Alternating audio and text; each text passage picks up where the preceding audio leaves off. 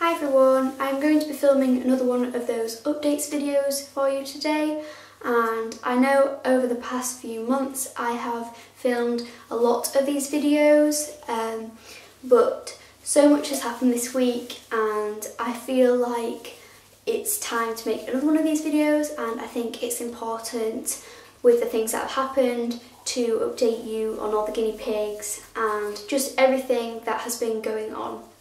So as you probably know, Pudsey sadly passed away on Wednesday, and that all happened very suddenly. It was very upsetting and we didn't really expect it to happen, so it was really difficult and I do really miss him. I do wish that I could have changed the situation somehow, but there wasn't really anything I could do, and unfortunately he did pass away.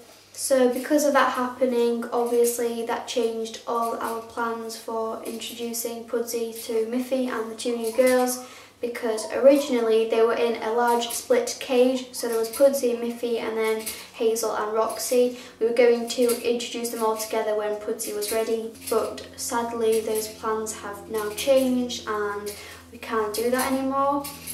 So we had to think about what would be best for all the guinea pigs, and it was very difficult because we didn't know how all the guinea pigs were going to react, but we did come up with a plan and we've kind of changed things very quickly. So Miffy was originally living with Ruby, Oreo, Millie and Panda, but Panda was being quite a bully to her, and Miffy just didn't really want to be around the other guinea pigs. She was always on her own or hiding somewhere, so that's the reason why we moved her out of that group and we were going to introduce her into a new group. But like I said, that all changed and things happened which meant that wasn't possible anymore. I was worried about introducing them as a trio, and I think they would have been fine if there was a neutered male, but obviously things happened which meant that wasn't possible anymore. So we just thought, why not just try all the girls together, and because there was two more girls as well, I thought maybe they will just accept each other better. So that's what we went ahead and did, and we did that on Thursday. We were very busy rearranging the cage and everything, and we have made it as big as possible because the bigger the better and there's less chance of them fighting if they have more space. So that's what we have done. I didn't have to buy any more CNC grids or anything like that because we already had plenty, but we have made a really large CNC cage for them. And Bramley is still living in a cage on his own because he is not yet ready to be introduced to the other girls. I think he's got a couple of weeks left to wait, so not that long now, but he's still got a bit of time. So he is living in a smaller cage by himself. So now I'm going to go and show you the new cage and all the guinea pigs together. Here is the new cage, and as you can see it is very spacious, but I wanted to make it as large as I could for them to help prevent fighting, and it won't completely stop squabbles and everything, but hopefully they won't really feel the need to fight because they have a lot of room and they can get away from each other if they feel like they need to. So I don't know on exact measurements, but there are 12 grids along the back and then 3 coming out, and then for this section over here I think that's a 4x3, so basically a 12x3 plus a 4x3. So that is the whole cage, and Bramley is in part of the cage at the moment, so they will have more room when he lives with them because they will have like an L shape, but at the moment they've just got like a little bit less room, but they've still got plenty of room and it is very, very spacious.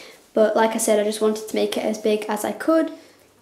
So when we introduced them to each other, there was a lot of teeth chattering and chasing.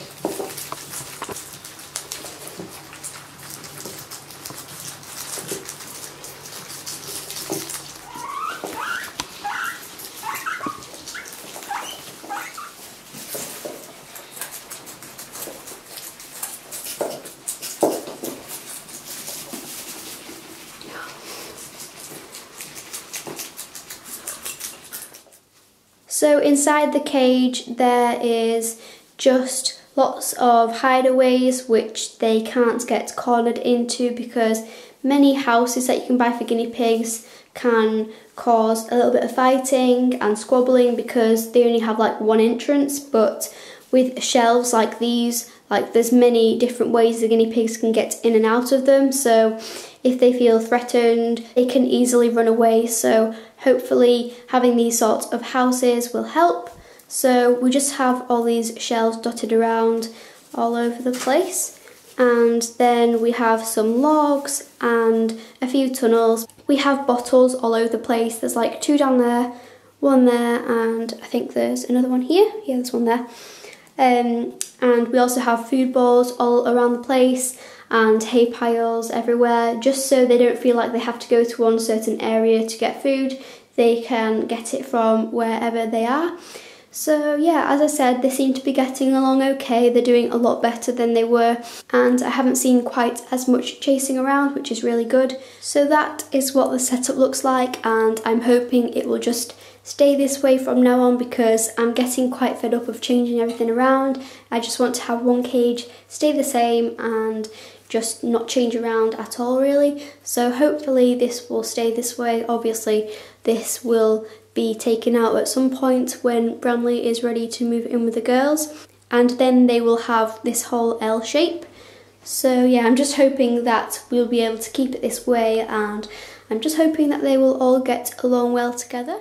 So Ruby is underneath one of the shelves sleeping. Panda's sat underneath one of the tunnels. Oreo is having a drink. Millie and Miffy are both down here. Roxy is sat next to one of the shelves.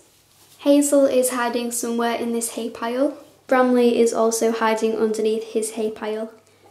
Thanks for watching, and I would also like to say a big thank you to all of you who left lovely comments on my tribute video to Pudsey, and it's just so nice that you have all been really supportive and it's really helped me. So thank you for all your lovely comments on that video. So I will see you in my next video. Bye!